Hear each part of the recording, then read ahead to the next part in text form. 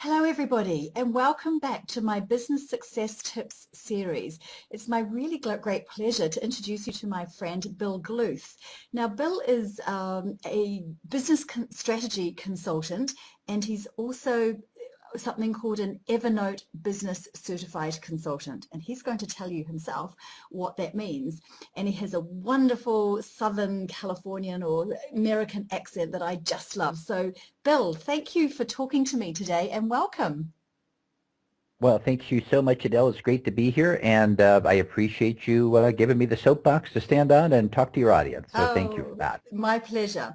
Firstly, would you please tell my listeners about your background and how you came to be a business strategy consultant and more recently an Evernote business certified consultant? Oh, you bet. I'd be happy to. As far as my background goes, I started in the marketing and advertising world way back in the 1970s and 1980s. I was an advertising photographer working in Chicago and New York. Got very interested in the world of marketing from there and moved on to other positions, ultimately a vice president of creative in the advertising business, vice president of sales and marketing. But it was when I was a vice president of sales and marketing in Arizona that brought me to becoming a business strategy consultant. Basically, I was with a company. We built it from about $300,000 to over $1 million, $1.8 million, almost $2 million. They sold the company, and at that point, I was suffering from the terrible twos. You know, I was too old for entry-level jobs, of course, and I was too advanced for that, making too much money in a market that didn't really support it. So I decided to just strike out on my own and take those strategies that I've used to build that business, for example, and others, and make it of my own business. So that's what I did in 2001. I struck out on my own. In the early part of the 2000s, I wrote a book called 90-Minute Time Manager, got interested in productivity and got interested in that sort of thing, getting work done, basically. And went on from there, just always had that search for how do we do more, better, quicker. And then by 2011 or so, I found this wonderful little tool called Evernote. And at that time, I was a dedicated user of a database program. I'd used it for years, been a beta tester with them and all of that. But just found that Evernote was so flexible and such an interesting program. So I got involved. I started just using it and just loved it. I adapted everything to it, and it was just a great tool. And so in 2013, I had the opportunity to become certified as a certified consultant. Evernote has a program called Evernote Business Certified Consultant Program, and I became certified by Evernote to consult and work with their tool in helping businesses get work done. So it's just a natural fit for me and for all the things that I do and for all the clients I work with. It was just a great fit. Fantastic. And we're going to talk about Evernote shortly. But before we do, I'd like to know more about your business strategy work and what are the key areas you work on with your clients. Well, you know, I have a saying on my website that great ideas and brilliant strategies only work when they get completed, when they get implemented. And so we always start with people and how do we get these things done? What needs to be done? You know, that sort of thing. So I help people in that regard. And then we move forward with the 4 ways any business grows, you know, increase the number of customers, increase the lifetime value of customers, increase the frequency of purchase, and increase the effectiveness of the web. So if you have just 10% improvement in each of those areas, you've grown a business by 40%. And over the years, I've seen help businesses grow anywhere from 25 to as much as 300%. But this 10 methodology seems to work really well, and people are very happy with a 40 or 50% or better push in their results in terms of their business. And is there a particular area that you specialize in across those 10? Yeah, I do. I work with service-based businesses, and I always look for businesses that are looking to deliver high value to clients. So service-based businesses that deliver high value services to clients are what I look for. So consultants, coaches, designers. I've even worked with artists because I have that background as well in helping them. But even companies like real estate companies. Recently, I did a project with a real estate development firm with Evernote and help them just kind of use Evernote effectively across their teams to be able to manage their projects, and we got that all set up for them. So it's basically it's companies that are looking to get work done. So it could be as big as 500, but mostly it's companies that maybe have as many as 100 employees down to the freelancer and entrepreneur. So it's that wide group of people. So in that service-based industry that you're working in, if we just stick with your business strategy work for a moment, do you have, say, 3 things that you would immediately look at or work with all in any business on when they wanted to improve their performance? You bet. The first thing I would look for is to see where they are and where they want to go. So the where they are, where they want to go quotient is huge. And then I would look at their presence, what we might call a brand. What is their message into the marketplace, and is anybody interested in that? Are they projecting a message their audience is interested in? So that takes in the audience as well as the message itself, and is it really conveying the value? And then behind that, it's like how are they getting things done right now? In other words, where are the gaps? And then from there we move on into the 4 quotients of business growth. But yeah, it's always that we got to know who the market is, what the message is. We got to know where they are now, where they want to go, what the gap is, and take it from there. Once we understand that, then we can start to have a conversation about, okay, how do we get from where you are to where you want to go? And it actually, honestly, a lot of it comes from the thinking of Napoleon Hill and Think and Grow Rich, with the definiteness of purpose and a plan to achieve it. Today, we don't call it definiteness of purpose. That was written in the 1930s. Today, we call it intentions. So what's the intention for the business, right? And what's the definite plan we're going to follow to accomplish the intention? Put those 2 things together, and it's powerful, but it's old thinking. It's like from the 1930s. So it's kind of an interesting dichotomy between then and now. 20th century, 21st century, still as true today as it's ever indeed, been. I was just going to say it's business is still the same as it ever was. We have lots of what I call rinky-dink things to help business, like technology, that we didn't have back then, but it's still fundamentally the same, isn't it? It truly is, and it's very interesting to note. I know when I was an advertising photographer in the 1970s and 80s that we would spend tens of thousands of dollars a year to market the business, right? Today, what we spend tens of thousands of dollars to market to do, you can do for free or for very low cost, a few $100 on the internet, and you can do it very well. So, this is a great opportunity, a great time for businesses of all sizes, whether you're a freelancer or an entrepreneur or a bigger company. This is a fabulous time for business because we have so many possibilities that are so affordable. What used to be tens of thousands is now hundreds. It's huge opportunity for everyone. As they say, the playing field has leveled with the It development. truly has. It's brilliant. Yeah. Okay, so let's look at Evernote. I'm a very recent user of it, so I'm expecting some of my listeners don't have a clue what I'm talking about when we talk about Evernote. So would you please first describe what Evernote is to my listeners? You bet. Well, first of all, Evernote.com, Evernote, Evernote.com is the website. You can sign up and use the program for free. There's also low-cost paid programs. So just so everybody knows, go check it out and use the free tool to start with. So Evernote describes what they do, and I love what they do. When you talk about a brand, they're really good. They call themselves the workspace for your life's work. So it's for everything you'll do. Evernote's the workspace that helps you to get it done. So basically it takes all these disjointed pieces and brings it into one workspace. So you write anything from short little notes and lists to lengthy research to blog posts. Doesn't matter. Whatever form your writing takes, Evernote keeps it focused and keeps it moving from ideas and inspiration to completion. So that's great. It collects all this information. You gather up everything that matters, puts it all in one place. So it could be web pages you visit. There's a web clipper you can use. You can capture handwritten notes. You can snap photos. Anything can be put into Evernote, even voice notes that you make for yourself throughout the day.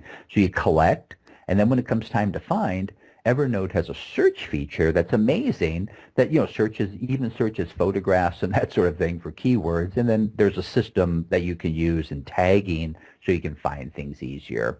And all the way down to presenting. If you're somebody who presents to other people, you can present right out of Evernote. So it's a real full-featured tool that allows you to kind of organize and keep track of everything. That's why Evernote calls it this as well. It's a tool to help you search your brain. You make your brain searchable on Evernote. So who is Evernote best suited for? Well, I'll tell you, it's suited for business people. It's suited for everybody in business. So everybody from a freelancer to Fortune 500 CEO, it's suited for anyone who needs to get work done. I mean, there's even a students program. I mean, it works for everyone. But, in our world here, the world of business, small business, solopreneurs, works for all of them. So if you're a bigger company, you have to coordinate team activity. Evernote is just stellar at coordinating team activity with a work share program, sharing files updated live, all of that. But then for the entrepreneur, whether you're a freelancer, a coach, a consultant, a therapist, a sales pro, any kind of professional, designer, marketer, copywriter, something else altogether, entrepreneurs benefit because it's very flexible and expansive program. So if you work with clients, you can share things with them through Evernote. They don't have to have it. You can just share it. If you're somebody who just needs to keep track of your own information, you can do that. If you're a writer, an author, you're writing a book, you can write a whole book in Evernote. So, I mean, it works for so many people because it adapts to their work style and their own creative thinking process. So it's a very broad area, I realize, but it's truly that flexible of a tool that can work for all of those different people with all of those different needs. Okay, very so cool. I might be asking the same question in my next question because I'm a novice. I, as you know, only signed up for the free version of Evernote this week. So, and I've had probably 20 minutes looking at it so far. So why should I spend time getting to know and using this product in my business and in my life? Well, really simple. You want to get things done. You want to relieve stress. You want to be able to find things you can't find now. And so all of those things equal get work done. So if you're serious about getting work done and your organizational system is letting you down over and over again, because most people's do because they don't really have a good one, Evernote gives you a good one right out of the box. The free version, you have a good organizational system, boom, right there. And it's an app as well as a downloadable product onto one's PC. Computer. That's right. Are they fully integrated? Are they? You can work on one or the other, and it syncs. Well, that's right. It's fully integrated. Anything you use the Evernote desktop on your computer, sync it. It syncs automatically. You can sync manually when to save something. It goes immediately to your phone and tablet as long as you have the Evernote app from iTunes or the Google Play Store loaded. And so it works on your tablet, it works on your phone, it works on your computer. Anything you put a note in on your phone, boom, it's on your computer next time you go. If you don't ever work on a computer, all you do is work on a tablet and phone. It's right there all the time. It's updatable. It updates automatically, so you open it on your tablet. There's the information you added from your phone and vice versa. So it's just interconnected no matter how you think, no matter how you work, no matter what you do. Evernote has a way to plug into that and give you that information, and I mean at your fingertips. It's really, really, really powerful in that way. In a sense, helping us to go paperless? Oh, totally. I mean, with Evernote, you have Evernote and a scanner, you're paperless. I mean, the only reason you have paper is because you choose to have it, Now, I like, Bill, personally, I like to take receipts and things I have to keep here in the United States. Of course, we have our tax laws, and so I like to just take pictures. I take a picture on my phone through the Evernote app, take a picture on my phone, boom, it's right into Evernote. I tag it with the relevant tag and put it in my tax file, my tax notebook in Evernote. And we'll talk about that here in a minute. But it's so easy. And just a picture on my cell phone, it takes me, I don't know, a minute. Boom, categorized, ready to go. Never have to worry about it until tax time comes. So what happens if Evernote goes under, fails as a company, and all that information that it's got? I guess the question is, where does it get stored, and what is the chance of it being lost if Evernote was to go under, or if they had a fraud and someone was able to penetrate the system, say like what happened with Sony last year? Exactly. Well, Evernote, first of all, there's like 100 million users worldwide. And so, I always, when I look at anything like Evernote, I go, well, what's at stake here for Evernote?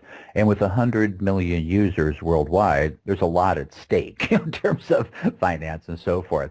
Evernote's whole situation is really predicated on security. And so they have, state-of-the-art security that it's comparable to a country government like the UK or the United States government kind of level of security. And so as far as the security goes, it's as secure as you get. The users, think about it this way, users worldwide trust Evernote with billions of their notes, their projects, their ideas.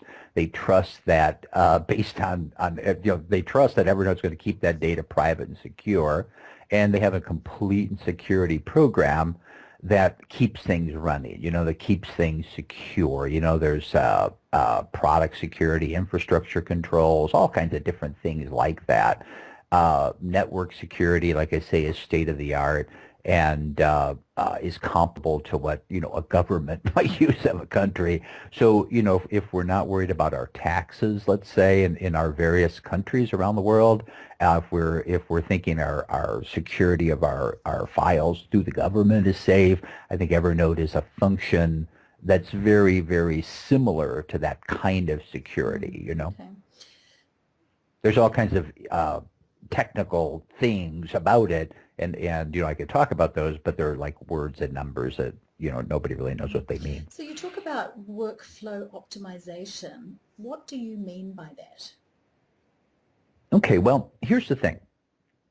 Most people don't call it workflow, or it's kind of a newer, let's just call it a 21st century term, okay? So basically, we have a project, and how we go from project start to project finish would be called workflow, okay?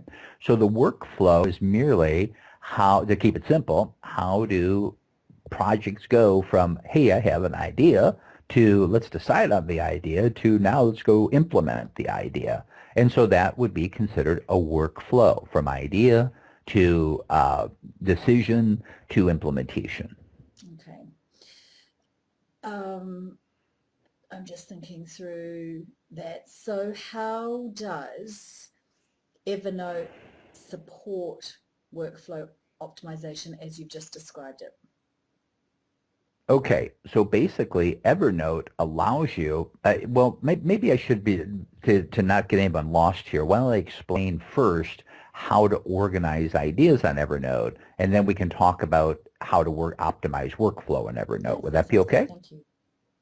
Okay, so Evernote basically is a very simple 4-step organizational system, okay?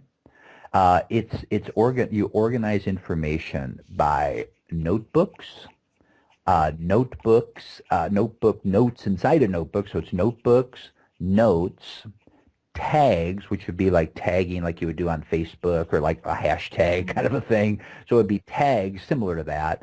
And then stacks. So basically stacks allow you to group similar notebooks under them, okay?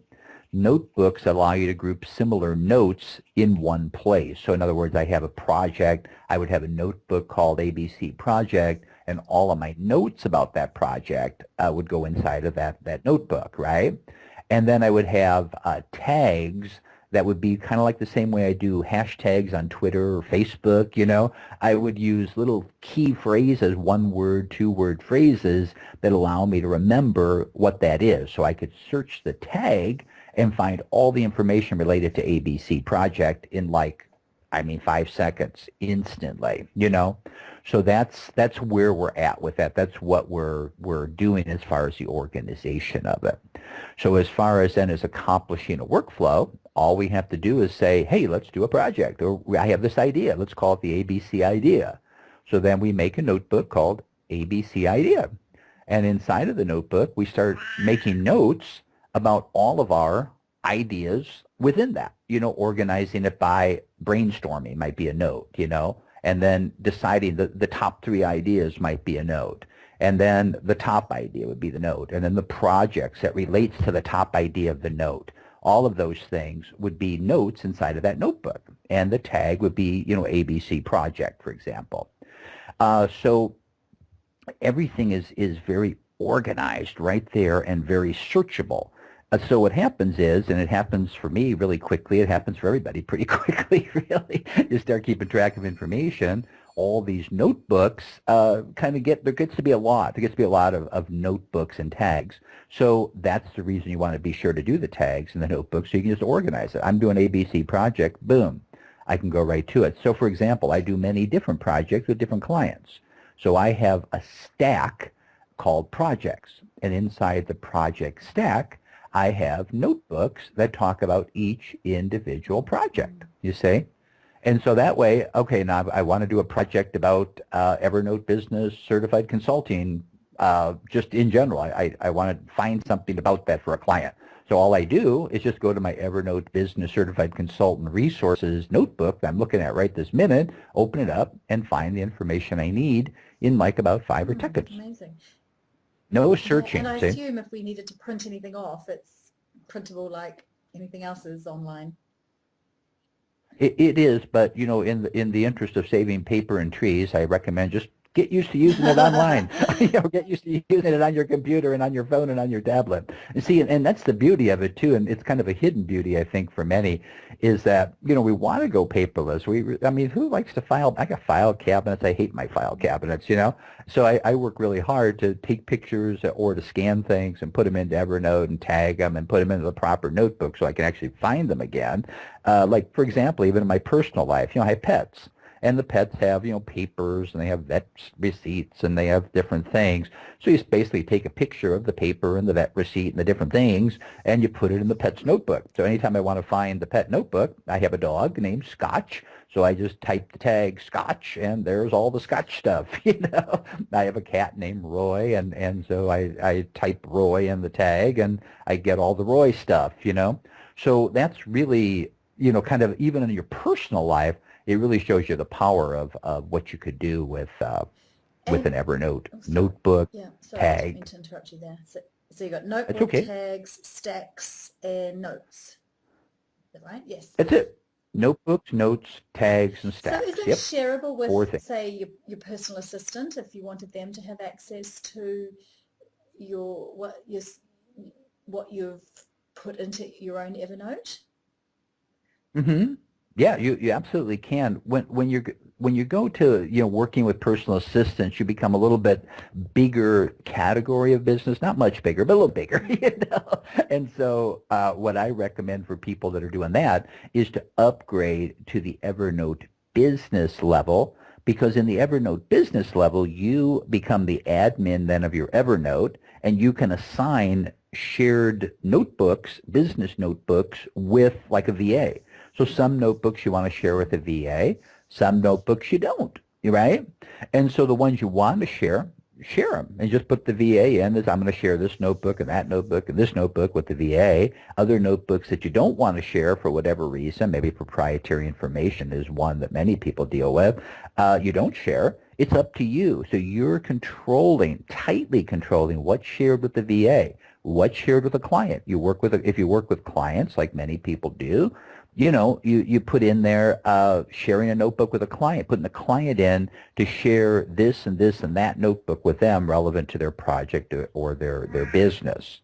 So that's really a huge piece. And when you're a little bit bigger and you need to share notebooks like with a VA, then I recommend the business account. I mean, really, it's a whopping $10 a month, so it's not like a big thing, and it gives you a lot of flexibility. And if you're just a freelancer and you don't share a lot of stuff commonly, then the premium account works well for $5 a month, or the free account. It just depends on how deep you're going to get. If you're going to get deeper than real basic stuff, I mean, Evernote gives you a lot of features for free. But if you're going to get deeper into it and really use it to organize your life and to make your brain searchable, then $5 a month gets you into the premium program, and I recommend that for the serious people. But just check it out for free, you may never switch. I mean, it's very full featured even for free. So on your website, and you mentioned it earlier, you have this phrase, great ideas and brilliant strategies only work when implemented.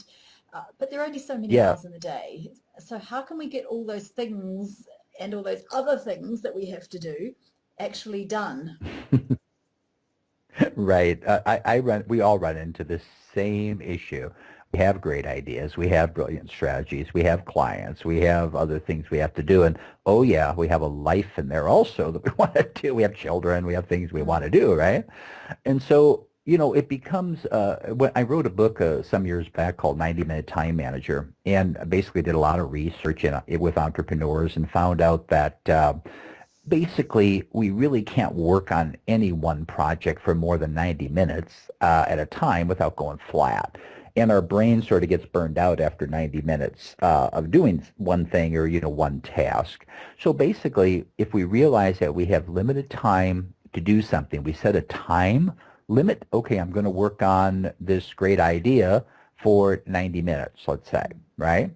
And we get it done. We just stop wherever we are. We move on. So it's really a matter of deciding. It's controlling time more than managing it, because when we manage time, I've learned we manage to run out more than get things done. But if we control the time, we make decision, right? We have a purposeful intention, and then we stick with it for an hour or 90 minutes or, honestly, even 15 minutes, move something forward, work on it, get it done. There was some thinking put out a while back called neo-tech, the neo-technology, a new way of thinking, and they talked about a concept called mini days. So now I'm doing my marketing mini day. So for the next 90 minutes or hour or whatever you would allocate for that, you would decide personally, you have a mini day for that. So it's really when we don't decide, that's when we get into trouble. We get into overwhelm. And then exactly. And when we do decide, we take a look at everything and we go, shoot, I can't ever get this all done. What's the most important, the first number one thing that's most important for me to get done? And you may honestly find there's only 3 things you can get done. So you get those things done, and once they're completed, they move off the table, and then 3 other things can come in. So many times we try to get everything done at one time. We tend not get anything done at all. It's because we don't make decisions about what we're going to do and how we're going to use our time. And so if we do that, then we can say, this is where I'm going. The overwhelm goes away. We might be disappointed now because we can't get everything in the whole world done, even if we work 24 hours straight, which nobody would do and nobody should do, actually. But, it's just understanding that if we make decisions, we can move things forward. And also realize that you don't have to work on things for 8 hours. So many times people think, well, I got to work on this all day and that's it. It's like if you worked on something for 15 minutes a day and did it every day religiously, you'd get a big project done in a few months versus never, totally agree right? with you. In fact, so even that little bit helps. Your teaching is totally aligned with mine, and I didn't know that because we haven't had that conversation before. So, I'm glad we're thinking along the same lines there. So just starting to wrap up here, if the listeners were tempted to download the Evernote tool, both as a computer download and the app, and you were giving them some advice, what are the 3 things they should do as soon as possible to get the most out of the tool, and making the assumption for the moment they're just doing the free version for now? Okay, so on the free version, and again, it's very full featured. So what I would do is I would start out, download it, get it onto your desktop as well. It has desktop for Windows and for Mac. It has interface for Android and for iPhone and iTab and all that, or iPad. So first thing I would do is I would download the app and get the desktop version, and that's all free. Step 2 is I would create my first notebook, and I would call it Inbox. Okay? And then everything, every note you write, everything you save goes into the Inbox note. Then the next thing I would do after that is create a notebook called Ideas or Brain Dump. I like to call it Brain Dump because it reminds me to, like, when I have something in my mind, just jot it down in the Brain Dump folder, right? Make a note inside a Brain Dump or Ideas anytime you have an idea. And then if you want to take it further from there, you can make a notebook for, make a stack called Today, and then make notebooks under it Monday through Sunday, or Sunday through, the whole week, Monday, Tuesday, Wednesday, Thursday, Friday, Saturday, Sunday. And then when you have things to do on those days, you can put it in to those notebooks. So Tuesday, I'm going to do this on Tuesday. I put it into my Tuesday notebook under my Today stack, you see? And so if it's a project, then I would tag it with the project name. I would have a tag called To Do. And that's a real simple way to kind of get the ball rolling. Once you get the ball rolling, it's real easy to expand. It's getting started. So just that simple few little notebooks, get some notes going, get things working, and use it to organize your day. Really, really, really helpful. Okay, no, that sounds great. And finally, Evernote seems so simple, and I'm sure most of us could spend a bit of time working it out by ourselves. What's your view? Now, I know you're a consultant, but realistically, are we going to maximize the benefit to ourselves by doing that, or should we get a little bit of paid coaching or consulting support to help us get up to speed much more quickly? Well, here's the thing. Anything that you do, you can probably learn it on your own in time. If you don't want to take the in time to do it, then obviously bringing in somebody to help you get it set up, help you start using it, understand how you think and how you work and what you do, can just customize it in a few hours versus, months and months that you might spend trying to figure it out on your own. It's very well documented, though. I do want to point that out, that Evernote has, you could totally learn how to use Evernote on your own in a pretty short time, maybe a couple of months. But if you're serious about it and really want to get things rolling and really want to get things organized, getting some help is always a good idea.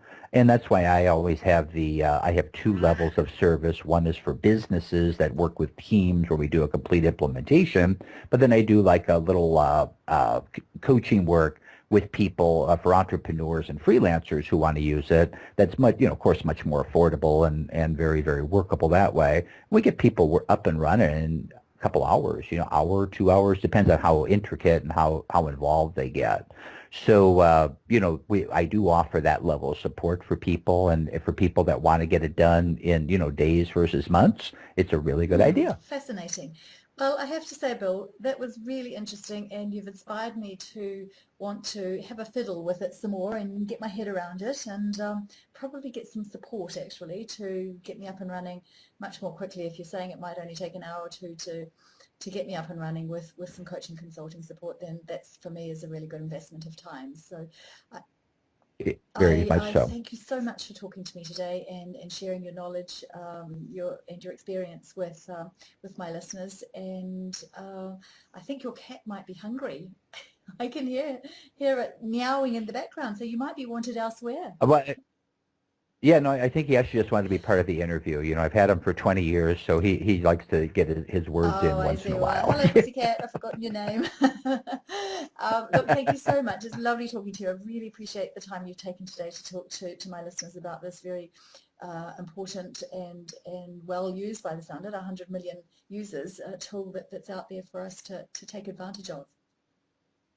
Very, very good, and I hope everybody gets a chance to take advantage. And like I say, I'm happy to help anyone with their setup. So just feel free to reach out at any time. Okay, and thank you, Adèle. I sure appreciate you having me on your show. Thank you so much, Bill. See you. Mm-hmm. Bye. Bye-bye.